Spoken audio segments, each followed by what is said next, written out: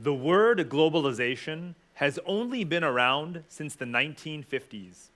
And perhaps because the term is so young, we talk about it like it's a very recent phenomenon, something that we can just turn on and off with a switch. But globalization is much deeper than that. It began the day our ancestors began wandering across the continents 100,000 years ago, and has been expanding in lockstep with our dense networks of transportation, energy, and communications that connect all the continents, nations, cities, and communities of the world. Globalization has withstood every plague, every world war, the Crusades, and financial crises. And if you look at the continuous expansion in the flows of people, of goods, of capital, of data, you can only conclude that globalization is just getting warmed up. So let's not even begin to debate whether or not globalization is our future. Do you remember the so-called anti-globalization protests of the late 1990s and early 2000s? Back then, the protesters said that globalization makes the North-South divide worse.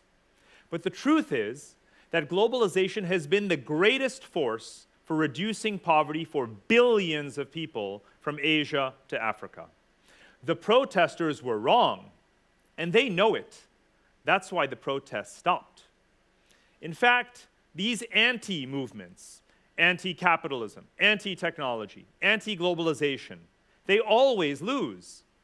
They represent not universalist humanism, but very parochial short-sightedness. The truth is that too little trade is a much bigger problem than unfair trade. Too little internet access is a much bigger problem than the digital divide. And too little wealth creation is a much bigger problem than high inequality.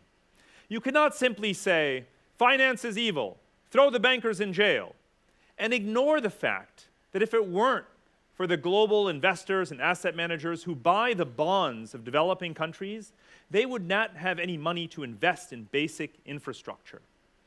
Let me take these two issues, finance and infrastructure, just to remind everyone how much more globalization is about to get. China and other Asian countries are opening up their markets to greater foreign ownership. Trillions of dollars of Western savings will be flowing into them. Now look at infrastructure. The new Belt and Road Initiative is the largest coordinated infrastructure investment plan in human history. It's going to link more than 100 countries more closely together. It's fashionable to talk about global redistribution today. But if you really want global redistribution, then you should want much more such connectivity of economies and infrastructure.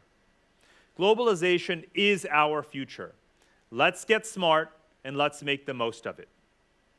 Indeed, it turns out that the backlash that we talk about today is not really against globalization, but rather against the governments that have failed to manage it for the benefit of their societies. Look at the United Kingdom, United States, where citizens have experienced very little gain in median income since the financial crisis. Meanwhile, the vast majority of Asians, which is the majority of the world population, supports globalization precisely because their governments have been actively involved in steering it for their interests. As two World Bank economists recently wrote, inequality is a political choice. So don't blame globalization if your government fails to invest in worker retraining or in STEM education. Blame your leaders. Blame yourself. We do face crises that are the result, the consequence of poorly managed globalization. The environment is being unsustainably plundered. Human beings are being exploited. But the solution is to better regulate capitalism, to clean up our supply chains, not to end globalization. Let me be clear. There is no bad globalization. There is only badly managed globalization.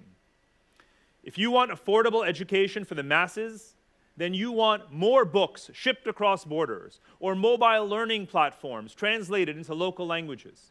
If you want farmers to survive the next volatile harvest, then you want them to get the newest high-yield seeds that require less water to be distributed or given to them. If you want to solve the economic crises of aging populations and high public debt, then you want more migration of workers to care for the elderly and to pay taxes. The solution to the negative consequences of globalization is always more globalization of the positive attributes of globalization. You want to allow the supply of money, of people, of technology, and ideas to reach the demand for money, people, technology, and ideas. So remember that globalization does not fail. We do. And if you don't get that balance right, if we don't get that balance right, that is not globalization's failure. That is our failure. Thank you.